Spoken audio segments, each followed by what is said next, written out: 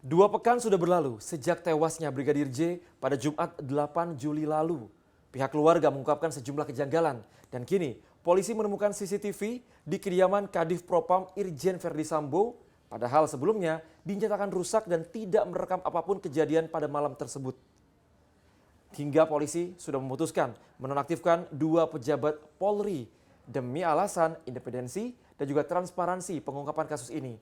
Sebenarnya apa yang terjadi di balik baku tembak antara Barada E dengan Brigadir J? Selengkapnya, mari kita diskusi.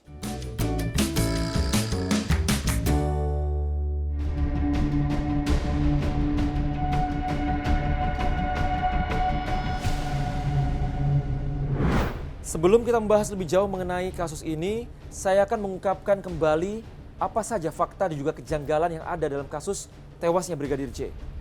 Ya, baku tembak antara Barada E dan Brigadir J terjadi pada Jumat 8 Juli 2022.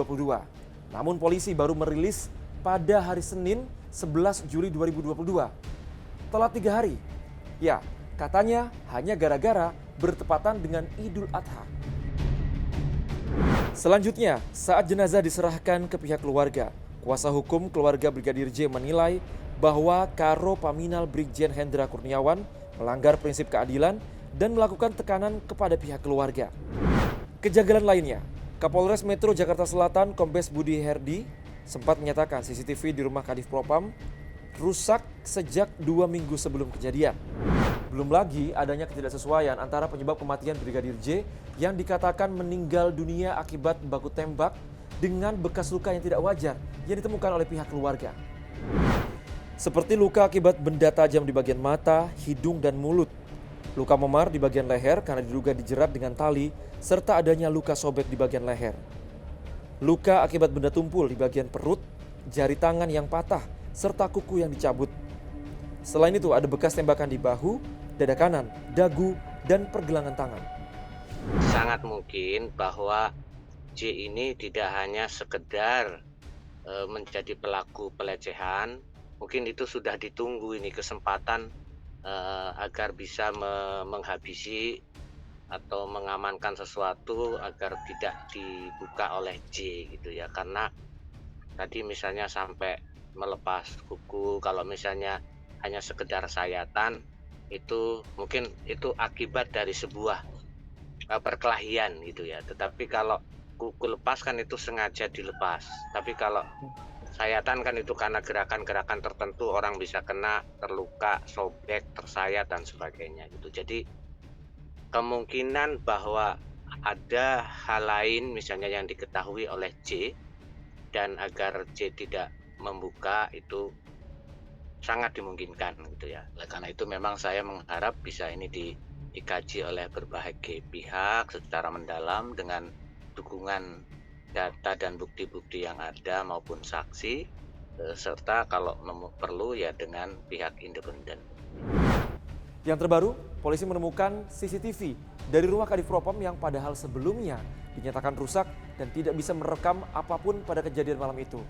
Dan yang lebih mengejutkan, ya, polisi telah memberhentikan sejumlah pejabat Polri, diantaranya Kepala Biro Pengamanan Internal, Kapolres Jakarta Selatan, serta sebelumnya polisi juga telah memberhentikan Kadif Propam.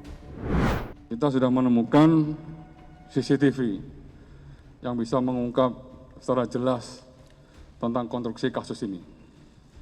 Dan ini tim dari CCTV ini sedang didalami oleh tim sus yang nanti akan dibuka apabila seluruh rangkaian proses penyidikan di dilakukan tim sus sudah selesai. Yang pertama yang dinonaktifkan adalah Karo Paminal Brigjen Pol Hendra Kurniawan. Yang kedua yang dinonaktifkan pada malam ini adalah Kapolres Jakarta Selatan, Kombes Pol Budi Herdi. Indonesia Police Watch mengapresiasi Pak Kapolri yang mendengar masukan masyarakat ya dari keluarga korban maupun dari pemerhati hukum ya dengan memberhentikan Kapolres Jakarta Selatan dan Karo Paminal. Kenapa? Karena memang Kapolres Jakarta Selatan diduga mengetahui tentang terjadinya matinya Brigjen Y, akan tetapi tidak melakukan pengungkapan fakta dengan utuh, ya, benar dan sesuai prosedur. Oleh karena itu memang harus dinonaktifkan, dan juga Karopaminal sebagai bawahan satu level dari Irjen Verdi Sambo juga mengetahui hal yang sama. Nah, tindakan ini termasuk perampasan paksa terhadap CCTV adalah satu upaya untuk menghalangi, menghambat, atau menjauhkan upaya penemuan keadilan di dalam kasus ini. Ini yang disebut dengan obstruction of justice. Oleh karena itu, IPW selain mengapresiasi telah dinonaktifkannya kedua anggota Polri tersebut, meminta juga semua anggota reserse, ya, yang menangani ya kasus ini diperiksa, dan juga semua anggota Propam yang dilibatkan untuk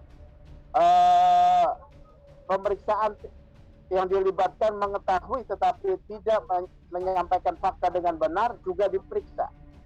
Ini perintahnya siapa, ya? Perintahnya siapa melakukan satu dugaan obstruction of justice. Upaya polisi untuk mengungkap kasus ini patut diapresiasi. Namun yang dinanti tak lain adalah sebuah transparansi. Ini adalah langkah yang perlu diapresiasi, dan ini harus dijadikan hanya langkah awal saja untuk membenahi Polri secara umum. Kapolri harus tetap konsisten dalam penegakan aturan yang dibuatnya sendiri. Kalau kemudian 3 pejabat ini dinonaktifkan, memang ada indikasi pelanggaran peraturan Kapolri. Memang menjadi pertaruhan besar Kapolri, gitu. Apakah Kapolri ingin mengembalikan marwah institusinya atau hanya sekedar mempertahankan kepentingan personel di dalamnya, gitu. Saya yakin karena Presiden pun juga memberikan atensi pada kasus ini, Kapolri tidak boleh main-main dalam kasus ini, gitu loh. Pengungkapan tewasnya Brigadir J bukan hanya soal keadilan yang harus ditegakkan, tetapi ada kredibilitas Polri yang juga dipertaruhkan. Lanjut diskusi di kolom komentar. Saya David Rizal, terima kasih.